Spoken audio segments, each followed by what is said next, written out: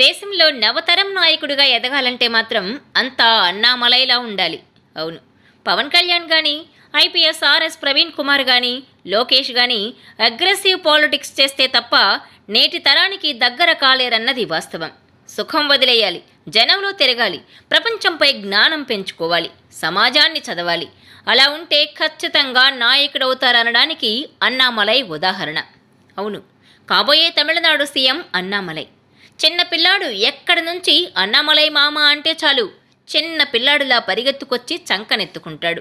వృద్ధులు పిలిచినా సరే బురద తొక్కుకుంటూనైనా వెళ్తాడు. ఇలాంటి మనస్తత్వంతో సామాన్యులకు దగ్గరయ్యారు రాబోయే కాలంలో కాబోయే సీఎం అన్నామలై. ఇప్పుడు తమిళనాట సోషల్ మీడియాలో కనిపించేది సూపర్ స్టార్ దళపతి విజయ్ కాదు, సీఎం స్టాలిన్ కాదు, ఎక్కడ చూసినా అన్నామలై పేరే వినిపిస్తోంది. అంతెందుకు, మోడీ వచ్చినా కూడా బాగా చెప్పానా అన్నామలై అంటూ తమిళనాడుకొస్తే ఈ యంగ్ లీడర్ పేరును వాడుకుంటారాయన. సోషల్ మీడియా నుంచే కాదు, పొలిటికల్ మేనేజ్మెంట్ తెలిసిన జీనియస్ అన్నామలై.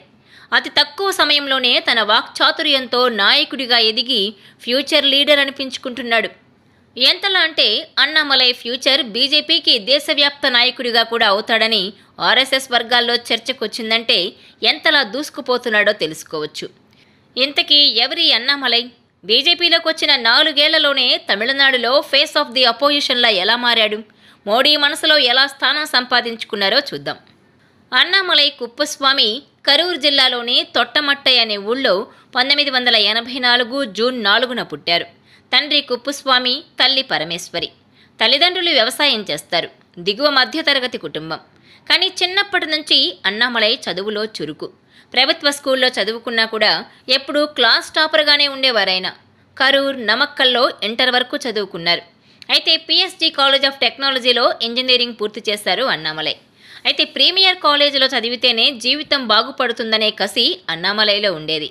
అలా ఎంతో కష్టపడి చదివి ఏకంగా ఐఐఎం లక్నోలో సీటు సంపాదించారు. వరల్డ్ క్లాస్ ప్రెస్టీజియస్ కాలేజ్ నుంచి 98.4%తో క్లాస్ టాపర్గా నిలిచారాయన. ఆ తర్వాత ఒక కార్పొరేట్ కంపెనీలో ఉద్యోగంలో చేరారు. ఏడాదికి దాదాపుగా 60 లక్షల జీతం. కానీ ఆయన మనసు మాత్రం సివిల్ సర్వీసెస్ మీదే ఉండేది. ఎంత కష్టమైన క్యాట్ను కొట్టాం, ఐఐఎంలో చదివాం, సివిల్ సర్వీసెస్ను కొట్టలేమా అనుకున్నారాయన. మనసు పడితే అంతే. అన్నామలై దేన్ని వదిలిపెట్టరు, దేని అంతైనా చూడాలనుకుంటారు. అలానే పెద్ద ఉద్యోగం ఉన్నా కూడా వదిలేసి ఏకంగా సివిల్ సర్వీసెస్కు ప్రిపేర్ అవ్వడం మొదలుపెట్టారు. దాన్ని కూడా సాధించారాయన. రెండవ ప్రయత్నంలోనే 244వ ర్యాంక్ సాధించి ఐపీఎస్ అయ్యారు. కర్ణాటక కేడర్కు ఎంపికైన అన్నామలై తాను అనుకున్నది సాధించారు. కానీ మొదట ఐఏఎస్ కావాలనుకున్నారు. కాకపోతే తన మనస్తత్వానికి ఐపీఎస్ కరెక్ట్ అనుకున్నారాయన. ప్రజలకు సేవ చేసే పని ఏదైతేనేమనుకున్నారు. 2011లో ఐపీఎస్గా కెరీర్ మొదలుపెట్టిన అన్నామలై 2013లో ఉడిపి అసిస్టెంట్ సూపరింటెండెంట్ ఆఫ్ పోలీస్గా ఉన్నప్పుడు రౌడీ షీటర్ల తొక్క తీశారాయన. ఎక్కడైనా సరే కబ్జాలు, బెదిరింపు వసూళ్లు ఉంటే తానే స్వయంగా రంగంలోకి దిగి నేరస్తులను భయపెట్టారు. అప్పుడే ఆయనకు కర్ణాటక సింగం అనే పేరు వచ్చింది.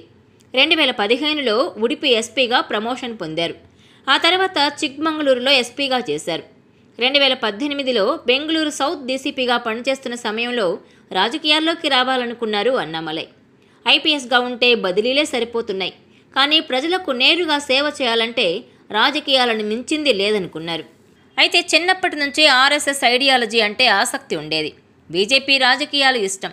ఇక మోడీకి పెద్ద ఫ్యాన్. అయితే ఢిల్లీలో ఒకసారి అమిత్ షాను కలిశారు అన్నామలై. తన మనసులోని మాటను బయటపెట్టారు. తన ఎడ్యుకేషన్ బ్యాక్గ్రౌండ్ గురించి చెప్పిన అన్నామలై తాను ఐపీఎస్గా రాజీనామా చేయాలనుకుంటున్నాను, రాజకీయాల్లోకి రావాలనుకుంటున్నాను, మీ ఆశీస్సులుంటే తమిళనాడులో బీజేపీ కార్యకర్తగా పనిచేస్తానని చెప్పారు. ఆ తర్వాత మోడీతో కూడా మాట్లాడిన అన్నామలైకి గ్రీన్ సిగ్నల్ వచ్చింది. అతి చిన్న వయసులోనే ఐపీఎస్ వదిలేసి సంచలన నిర్ణయం తీసుకున్నారు అన్నామలై. బెంగళూరు డీసీపీగా ఉన్న సమయంలోనే 2019లో ఐపీఎస్కు రాజీనామా చేశారాయన. ఆ తర్వాత కొద్ది రోజులు తమిళనాడు రాజకీయాలు, బీజేపీ ఐడియాలజీని అవపోసన పట్టిన అన్నామలై 2020లో బీజేపీలో జాయిన్ అయ్యారు. అయితే అన్నామలై భార్య అఖిల స్వామినాథన్ ఒక కార్పొరేట్ కంపెనీలో ఉన్నత స్థాయిలో ఉన్నారు. వీరికి 2 పిల్లలు. మొదట అన్నామలై అనామకుడిలానే పార్టీలో కెరీర్ను మొదలుపెట్టారు. అయితే అన్నాడీఎంకేతో పొత్తు పెట్టుకున్న సమయంలో అన్నామలై వ్యాఖ్యలు సంచలనంగా మారాయి. అన్నాడీఎంకేతో పొత్తు పెట్టుకుంటే పార్టీకి రాజీనామా చేస్తానని బెదిరించారు. కానీ అమిత్ షా రంగంలోకి దిగి సర్ది చెప్పడంతో వెనక్కి తగ్గారు. ఇక బీజేపీతో పళనిస్వామి ప్రభుత్వానికి మద్దతిస్తుండడంతో అన్నామలైకి ఇష్టం లేకపోయినా కూడా ఆయన పనిచేశారు. అయితే ఎప్పుడైతే డీఎంకే గెలిచిందో అన్నామలై విశ్వరూపం చూపించడం మొదలుపెట్టారు. దూకుడుగా డీఎంకేపై అవినీతి ఆరోపణలు చేస్తూ గజగజ వణికిస్తున్నారాయన. తమిళ్, ఇంగ్లీష్, హిందీ, కన్నడ ఇలా 4 భాషల్లో ఆయనకు ఉన్న పట్టు అమోఘం. ఆవేశపూరితమైన ప్రసంగాలతో జనంలోకి చొచ్చుకెళ్లడం మొదలుపెట్టారు. ఎక్కడ అన్యాయం జరిగినా సరే తానున్నానంటూ తమిళనాడులో ప్రధాన ప్రతిపక్ష నేతగా ఎదిగారాయన. అన్నాడీఎంకే మరుగున పడిపోవడంతో ఆ స్థానాన్ని ఆక్రమించే ప్రయత్నం చేస్తున్నారు. డీఎంకేపై విరుచుకు పడుతూ తన ఘాటైన ప్రసంగాలతో యువతను ఆకట్టుకుంటున్నారు. మట్టి, బురద, వాన, ఎండ అనే సమస్య లేదు. జనంలోకి చొచ్చుకెళ్లడం అన్నామలైకి బాగా తెలుసు. సోషల్ మీడియా పవర్ తెలిసిన అన్నామలై పబ్లిసిటీ కూడా భీకరంగా వచ్చేలా ముందుకు సాగుతున్నాడు. ఎవరు ఎక్కడి నుంచి పిలిచినా సరే పరుగు పరుగున వెళ్తారాయన. వృద్ధులు, చిన్నపిల్లలు, యువకులు ఇలా ఎవరు పిలిచినా పలుకుతారు. వారిని హత్తుకుని తానున్నానంటూ భరోసా ఇస్తున్నారు. అన్నామలై పాపులారిటీ అమాంతం పెరిగింది. ఎంతలాంటే సీఎం కంటే కూడా ఎక్కువగానే సోషల్ మీడియాలో పాపులారిటీ ఉంది. అయితే ఉత్తరాది రాజకీయాలు తమిళులకు నచ్చవు. కానీ వారికి నచ్చేలా ద్రవిడ రాజకీయాలు వద్దు. అన్నాదురై, ఎంజీఆర్ ఆశయాలు ముద్దంటూ తనదైన స్టైల్లో ముందుకు సాగుతున్నారాయన. ఆయన స్పీడ్ చూసి ఏకంగా వైస్ ప్రెసిడెంట్ నుంచి అధ్యక్షుడిగా ప్రమోషన్ వచ్చింది. ఇక మోడీ స్టైల్ పాలిటిక్స్ని అనుసరిస్తున్నారు. దూకుడుగా మాట్లాడడం, పంచి డైలాగులు విసరడం అన్నామలైలోని స్పెషల్. ఇంగ్లీష్లో కావాలన్నా, తమిళ్లో కావాలన్నా కూడా సమాధానం చెబుతారు. తమిళనాడు ఆర్థిక రంగంపై అన్నామలైకి అవగాహన లేదన్న డీఎంకే మంత్రికి తనదైన శైలిలో ఆన్సర్ ఇచ్చారాయన. స్కూల్ టాపర్ని, ఇంజనీరింగ్ టాపర్ని, అంతకుమించి ఐఐఎం టాపర్ని, మాజీ ఐపీఎస్ని. నాకు ఆర్థికం తెలుసు, వ్యాపారం తెలుసు, తమిళనాడు సాహిత్యము తెలుసు, గ్రామంలోని పేదరికం తెలుసు, వ్యవసాయం తెలుసు. నాకు మించిన క్వాలిఫికేషన్ డీఎంకే క్యాబినెట్లో ఎవరికైనా ఎక్కువగా ఉందంటే రాజీనామా చేసి పోతాను. నా ఐఐఎం మార్కులు చూసుకోనంటూ సవాల్ విసిరారాయన. దాంతో ఆయన ఒక్కసారిగా యువతలో హీరో అయ్యారు. ఖచ్చితంగా రాబోయే కాలానికి కాబోయే సీఎం అన్నామలై. జనం కూడా ఉత్తరాది పార్టీ అని కాకుండా అన్నామలైని మాత్రమే చూస్తున్నారు. ఆయన వచ్చే అసెంబ్లీ ఎన్నికల్లో దుమ్ము లేపాలనుకుంటున్నారు. కానీ ఇప్పుడు ఎంపీగా గెలవాలని కోయంబత్తూరు నుంచి బరిలోకి దించింది బీజేపీ అధిష్టానం. ఇక తెలంగాణ గవర్నర్ తమిళిసై కూడా రాజీనామా చేయడానికి కారణం అన్నామలై. అతని క్రేజ్లో సులభంగా బీజేపీ గెలుస్తుందనే నమ్మకం ఆమెకుంది.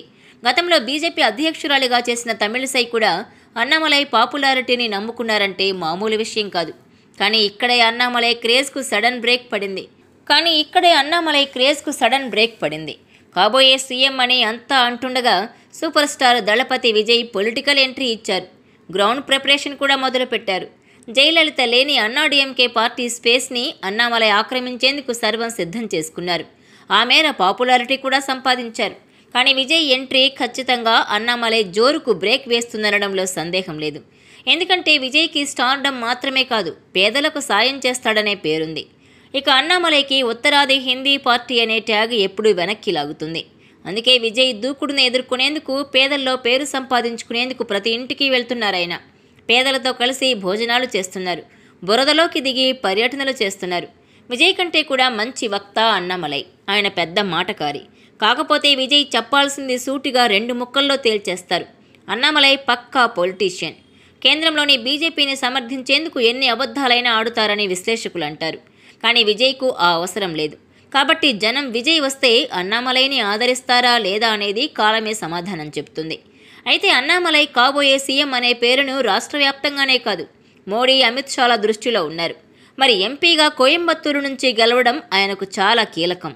ఒకవేళ ఎంపీగా గెలిస్తే మాత్రం కేంద్ర మంత్రి అవుతారనడంలో సందేహం లేదు. కానీ ఆయన గురి మాత్రమే కాదు, మోడీ గురి కూడా తమిళనాడులో బీజేపీ జెండా ఎగరాయాలనేది ఆశయం. అది కూడా అన్నామలై ద్వారా. ఇలాంటి నాయకుడు మళ్లీ తమిళనాడులో తమకు దొరకరని వారికి తెలుసు. మరి అన్నామలైకి మొదటి పరీక్ష లోక్సభ ఎన్నికలే. అందులో విజయం సాధిస్తే మాత్రం పొలిటికల్ సింగంగా కూడా మారిపోతారనడంలో సందేహం లేదు.